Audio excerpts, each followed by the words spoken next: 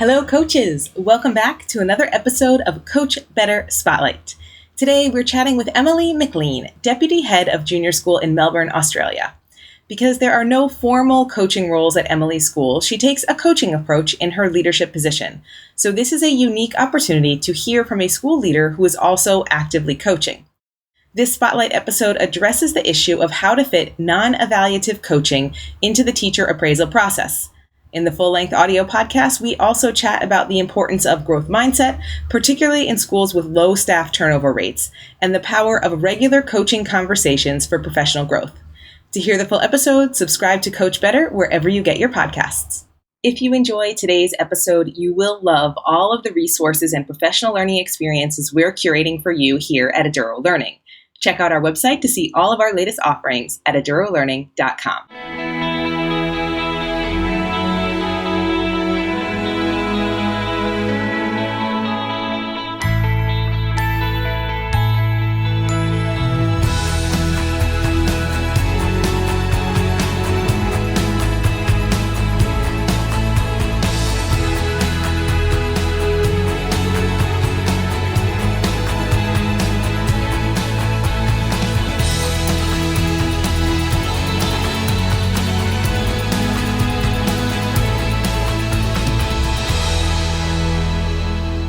Welcome back to another episode of Coach Better. Today, CLINT and I are happy to be here with Emily MacLean, who is Deputy Head of Junior School at a school in Melbourne, Australia. Emily, welcome. Thank you for joining us today. Thanks so much for having me today. Now, Emily, we go a way back because CLINT and you and I all know each other from international school, the international school circuit, but I know you're in Australia now, so can you tell us a little bit about your background as an educator? How did you get to where you are from wherever you started out? Sure. So I am a Canadian. I did all my training back in Canada, and from there I started working at a girls' school in a boarding house. And I'm primarily working with girls from overseas. I'm a little bit in the school as well, in the junior school. But I really wanted to get into the classroom to teach. So I moved overseas to China, where I was teaching a grade 1 class. After a year there, I ended up moving to Singapore, where I became a year 5 teacher. And a couple of years into that experience, I became a technology coach, which was a really special time for me because it was a good transition from out of the classroom where I got to work with all teachers and all students from across the school. And it really gave me a really big picture idea of the school. And from there, I've now moved down to Australia, and I am Deputy Head of Junior School at a boys' independent school here. And my portfolio is innovation and school excellence. So that's really focusing on curriculum, professional development of staff, and technology. I've had a number of conversations recently about coaching and intertwining some of that thinking with the appraisal process. And I feel very tentative to have that kind of conversation because coaching is non-evaluative. So tell us a little bit more about how you're looking at that. Yeah. So when I started at the school, it was very much, teachers set their own goals at the beginning of the year. I was given the paperwork with them having their goals written down. And at the end of the year, I was supposed to have a conversation with them and go, did you meet your goal or not? It's okay. It does its purpose for some reasons. But I just didn't feel like I was supporting people along the journey, and having the conversation at the end going, well, did you do it? Did you not do it? Is not really going to help them grow as a professional. Now, we haven't put the whole system in place in the full capacity of it. But what we really are trying to do is when they're setting those goals at the beginning, have the conversation with them then, and help them refine their goals, seeing if it's a goal that also fits what they want to do, but also fits in line with some of our whole school goals, our junior school goals as well. So that it's really, we know that we're being able to target them as well as meet the needs of the whole school.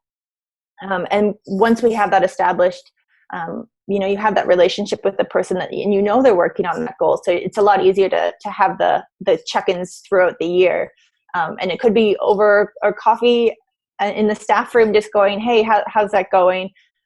Have you tried out what we talked about last time? How'd it go?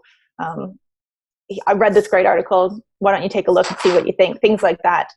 So it just helps you be a little bit switched on to the needs of the staff a bit better. How are you finding the reactions to that? Are people like loving that you know so much about what they're doing and that you have all these ideas to support them? I think different people are at different stages, as they always are in staff.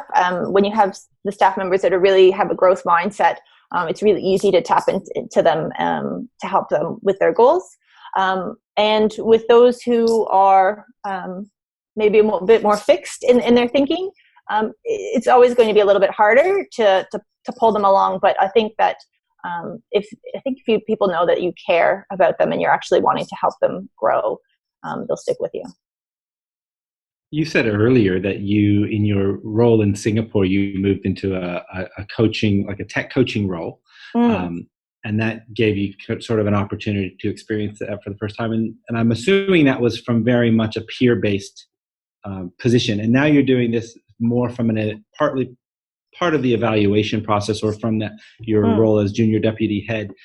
Have you noticed any differences in sort of how that is received, or have you had to kind of change or mold your approach? Because I think a lot of leaders and admin are also interested in how they can support their teachers in this coaching role.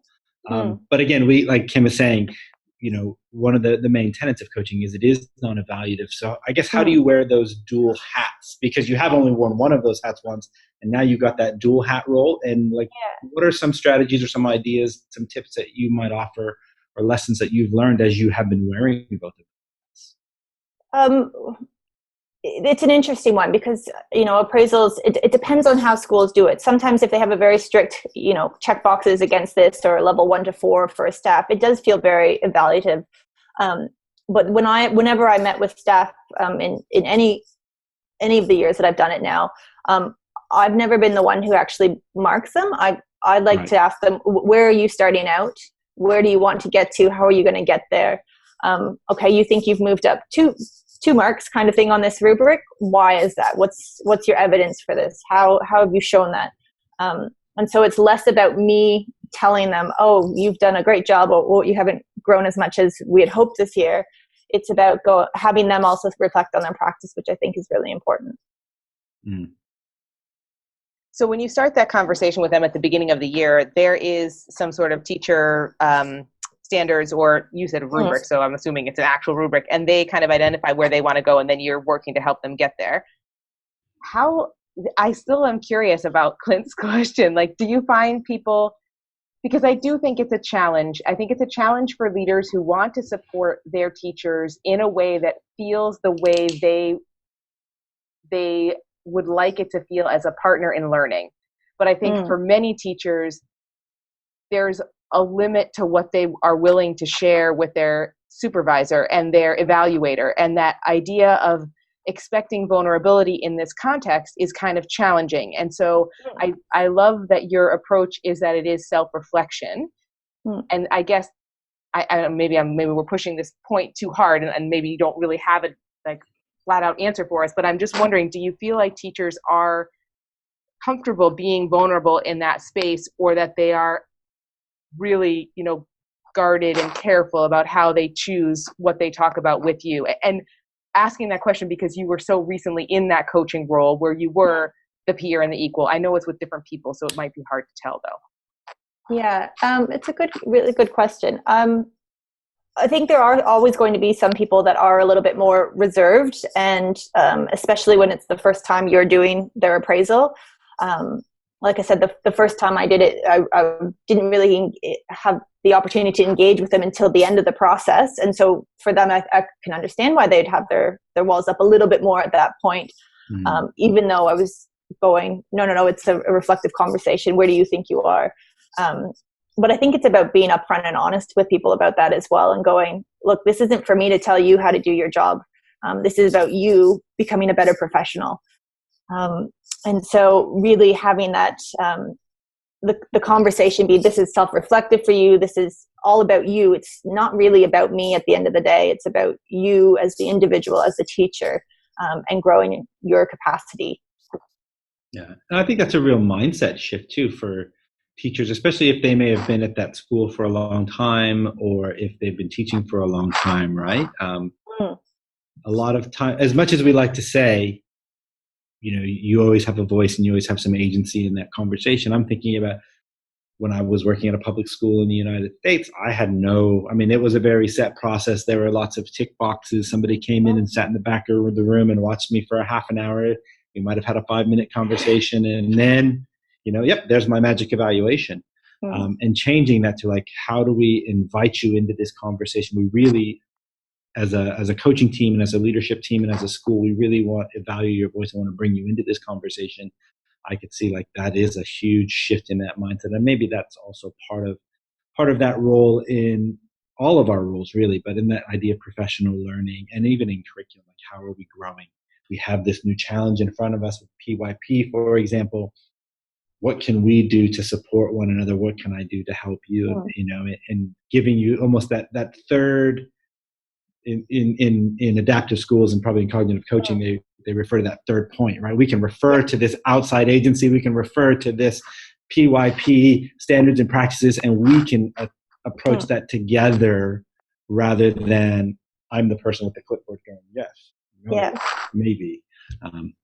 That's got to be helpful in changing their perception of that process. Absolutely.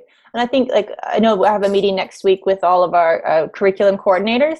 And what we're doing for the year is just having the conversation as a curriculum team about how did you go with your goals this year, and having that same kind of coaching conversation as a whole group. So thinking about how did we go in math?